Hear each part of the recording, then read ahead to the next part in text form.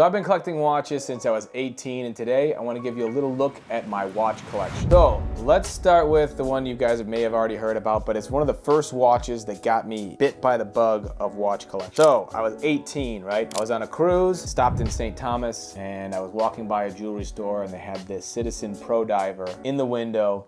Lume dial caught my eye. I actually physically walked back and then went into the store, and my family came with me. I ended up it was 350 bucks. It was a bunch of money. Full lume dial, glow in the dark. It had all these cool functions where it actually can measure the depth that you're down, how deep you are, the pressure that you've gone down. And then it came in this really cool scuba case. I have it downstairs, of course, with all the watch boxes we all collect. After I bought that, it got me into watch collecting. I was wearing it. I'd meet people who would comment on it, and I just kept getting more and more into watch magazines. So this is the thing that got me really into watch collecting. It was my first real jump into a really cool watch. So a few years down the line, and I saw this Seiko Kinetic, which Kinetics is actually using your body movement to move a rotor, but that rotor then charges the battery, which then powers the watch. So it's kind of a hybrid. But I saw this Seiko, I remember, at another store, and it was a little bit more expensive. This was close to the 700s. By the time I shopped around, I think I got it to 550. I may have been 22. I got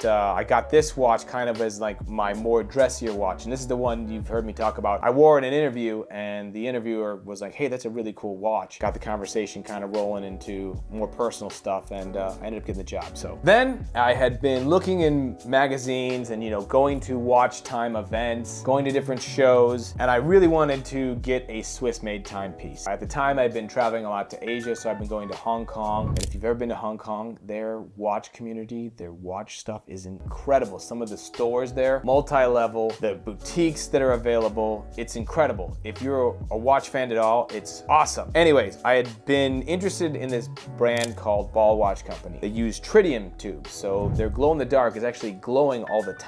It's a little bit fainter than the lume and stuff that you may be used to, but these tritium tubes actually glow all the time, so they're always visible at night. They've built kind of off of a US railroad theme. And this one actually was the first Swiss automatic. So I had the Swiss timepiece, the Swiss ETA in it. This is my Swiss automatic timepiece, the first one I bought, and it was priced at $199 at the time, but I actually was able to work a deal and get it for a pretty good price at the time. Now, I always talk about watches having meaning and meaning something to you. Those first three I showed you, they more mean something is in my progression of collection and how I got into collecting. However, this watch right here is so incredibly cool. My uncle served in the Vietnam War, and he had known after I started my company that I was into watches, and during his 80th birthday, we went to go see him, and he handed this to me and said, "Look, I want you to have this. I think you'll really appreciate this." It's a Seiko he bought while he was out in Vietnam, and he actually still has the money clip that the store gave to him. So this thing has seen some real stuff, and the fact that it's still running and still around is so super cool. The crystal's got marks and stuff on it. I don't want to clean it up. I want to keep it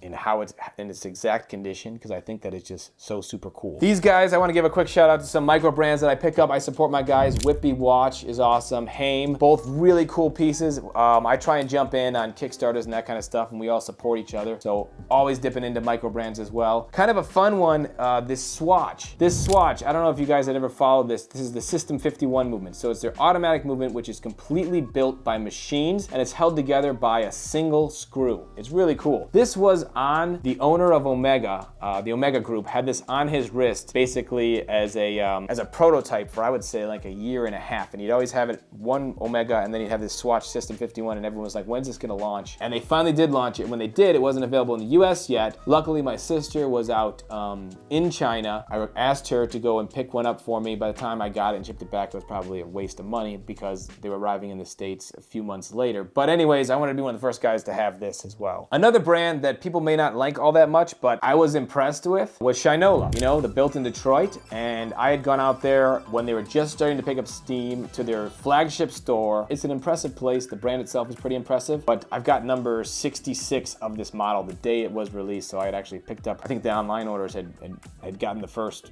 50 probably, and I was lucky to get a low serial number. So another model that kind of I actually bought off of a local person secondhand was this IWC Aqua Timer. Cool thing about this is, again, this was kind of my progression in watch collecting, but at the time we didn't have those quick release straps, right? So nobody had straps where you could push a button and change it. However, IWC was using a Cartier patent, since it's under the same brand, the Richemont Group, and they have something where you just simply push a button and you can change it over to its own strap, which is outrageous because you can never buy an aftermarket strap, but it's super cool when you can actually change a strap just by pushing a button. It was huge, it was revolutionary at the time, and it's still kind of cool. Of course, you guys know I'm a huge Beastie Boys fan, so I picked up some Nixon Beastie Boys quartz. These things are just super fun to wear. Again, with the music thing, I'm a Gorillaz fan, so I picked up a Gorillaz G-Shock. I've also got the other solar-powered Casio G-Shock that came with the Gorillaz collection as well. Again, into watch collecting, this is my Rolex Daytona.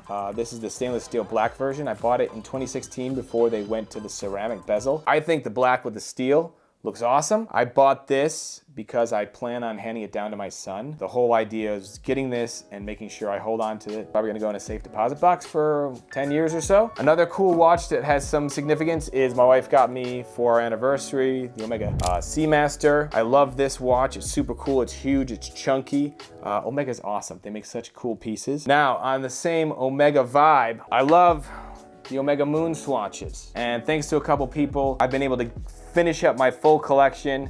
I've even gotten some block planes as well, but I just love what Swatch has done with this. I know a lot of people, it's kind of like polarizing, and you either love it or hate it. I love it. I think it's awesome. The fact that they can make me buy the same watch over and over with different colors and a cool theme, so super cool. So the tale doesn't necessarily end for my watch collecting, but after I started Fair and Swit with my friends Andy and Zach, it's really hard to wear another part of my collection. You know, I can't be out somewhere and someone asks how the watch company going, and I show them my IWC that I'm wearing. Doesn't fly as well. Again, when I get with watch collectors and groups, I like to wear my different pieces. I've still got a bunch of other stuff. I don't want to take you through everything, but these are just some of the ones that have some meaning to me and a couple of the main pieces from my collection. And if you like the stories behind people's watch collections, click here to see another video.